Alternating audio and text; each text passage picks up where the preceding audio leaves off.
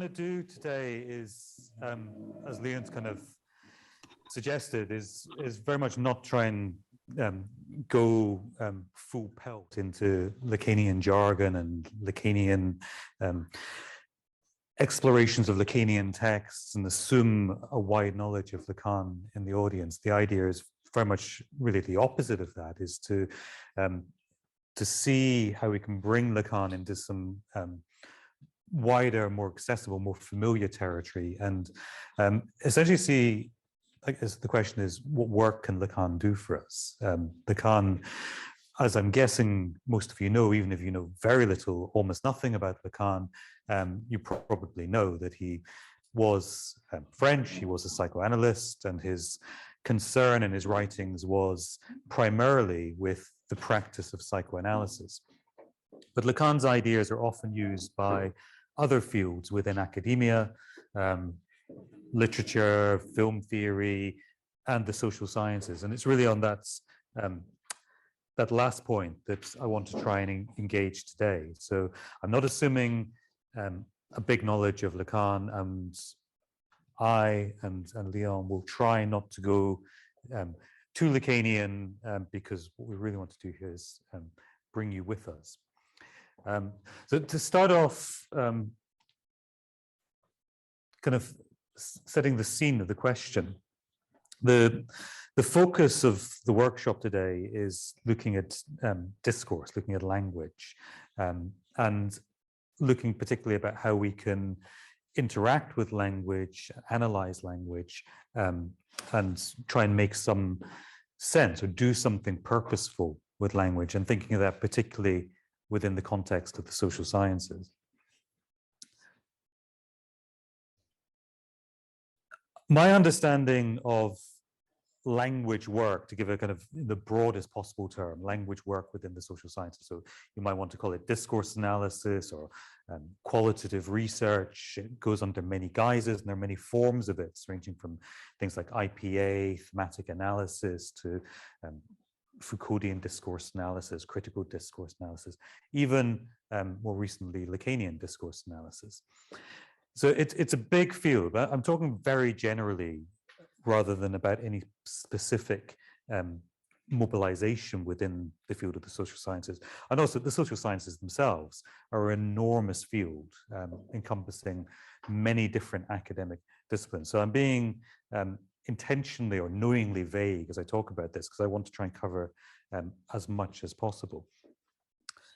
My understanding is that language work within the social sciences necessarily, maybe necessarily is the wrong word there, I'll start again. My understanding is that language work within the social sciences tends to fall on a continuum between two extremes, and tends even to fall to the two extremes of that continuum. And we can understand each of these extremes, what I've called here repetition and invention, as being the traps that we would usually try to avoid within language work in the social sciences. What I mean by these terms, repetition and invention, is when you're doing qualitative research, when you're doing social science, so social thinking of the world, but understanding the world through language, as opposed to quantitative work in the social sciences, would strive to take the world and translate it somehow into numbers, into quantifiable data that can then be processed and analyzed and conclusions drawn from. When we work with language, we're taking language as our data.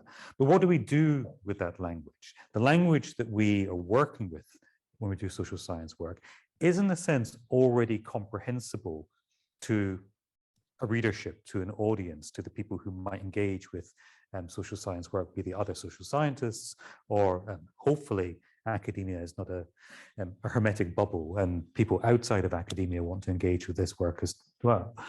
But that language that we are taking as our, in a sense, raw data is itself already comprehensible in a way that quantitative data, statistical data often isn't. And we're then faced with a question: what do we do with that language? Do we simply repeat it back to the audience and say, okay, I have gone off, I have interviewed X number of people, or I've found this source text. I want people to understand something from this work, so I can simply represent it to them. And that's the first trap we're talking about here, repetition. What is the problem with that? In some senses, absolutely nothing. There is no absolute problem in terms of simply representing things. But the question then rises, what is the social scientist done here to earn their bread and butter? What added value have they given to that? The other problem with repetition, or the other danger of repetition, and by danger here, I'm really suggesting an unknown danger, a trap that you can fall into by not seeing it coming, is the mere fact of representation, even if it is simple repetition, is in itself a mode of translation, which is to say, when we simply repackage bits of language that we've gathered from the world or from existent texts and repackage them within the context of an academic discipline, we are already, even if we remain as faithful to the original as we can, we are already engaged in a form of translation simply by putting things into a different context. I'm reminded of the story by Borges, Don Quixote, where he talks about the author who rewrote the entirety of Cervantes' Don Quixote word for word, and it was better than the original. Not it was better than the original because of his beautiful handwriting, but simply through the work done in it, even though the two texts are identical, the second one is the better text. This is Borges being fantastical, but this is the problem we face in simply repeating things. That simply repeating things, the simple repetition isn't in itself possible, but actually forms a mode of translation. And moving beyond Borges, what we usually do within social sciences is not simply take some text and represent it. It's always contextualized. And those are the academic expectations, the conventions. We take bits of text, we take them out of an original context, we put them into a new context of our own. So we're much more overtly performing that work of translation.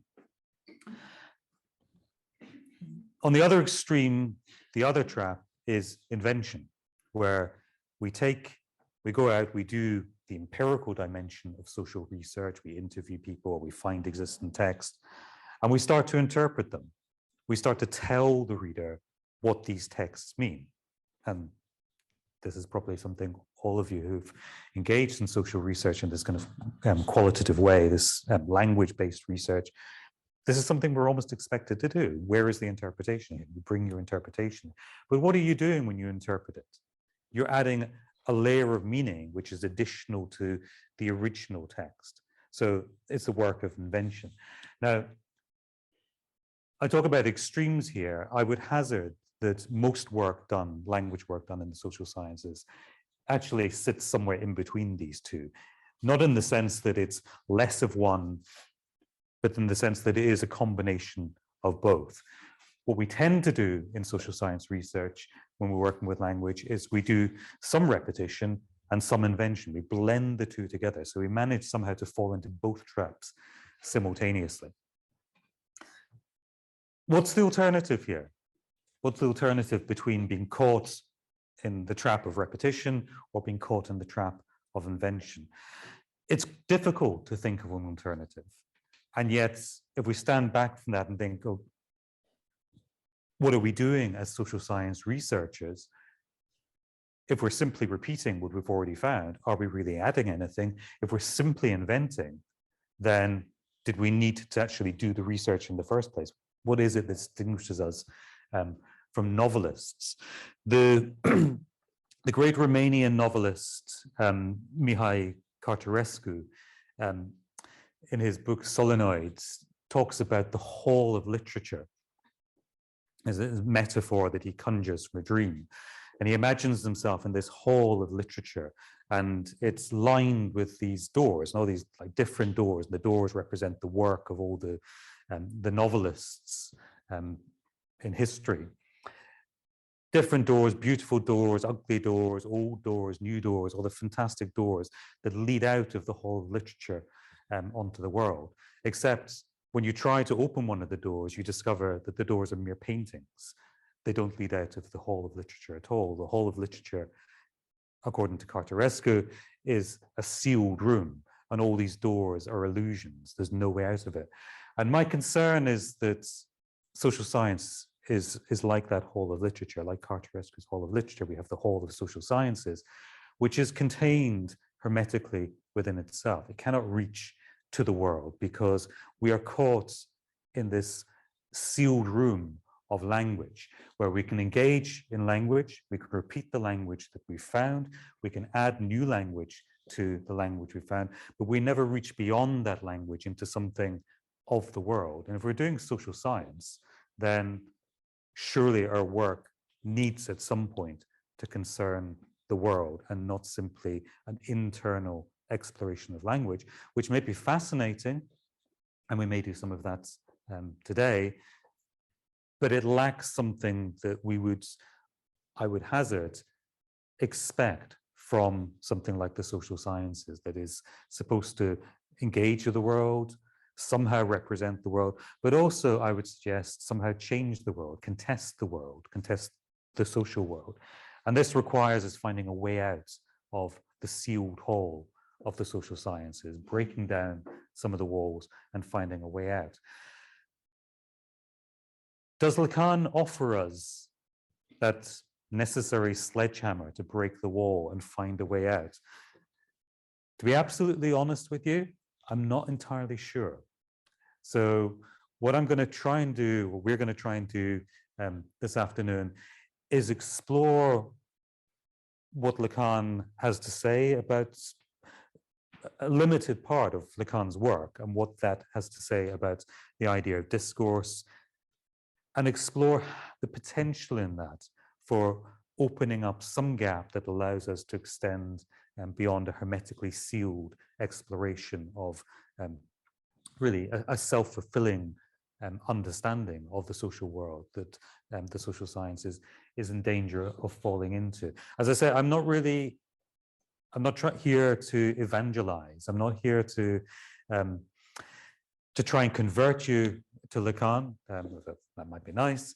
I'm really raising an honest question. So we're going to present some ideas from Lacan, and then hopefully we can bring you into a discussion and we can start to explore some of the potential that we see in this. Maybe the conclusion at the end of the day is this doesn't really take us any further than the starting point. Maybe the conclusion is it takes us a small step further than the starting point. But even if it takes us a small step, then that's a significant step. But we'll find out together.